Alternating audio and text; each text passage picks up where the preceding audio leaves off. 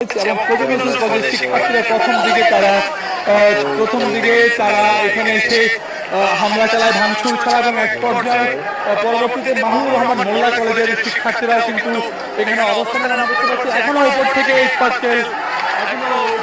পাটকেল ছোড়া হচ্ছে এবং উত্তেজনা কিন্তু এখনো একইভাবে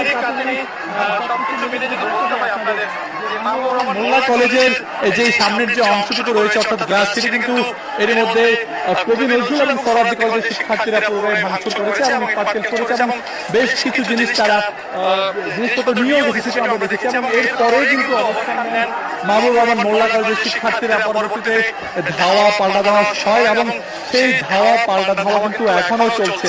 আমরা যদি দেখাই আপনাদের এই পাশে অবস্থান নিয়েছেন ডাক্তার মাহমুদুর রহমান মোল্লা কলেজের শিক্ষার্থীরা এবং ওই পাশে অবস্থান নিয়েছেন কবি নজরুল এবং সরাবর্দী কলেজের শিক্ষার্থীরা। আমরা দেখতে পাচ্ছি আবারও কিন্তু একজনকে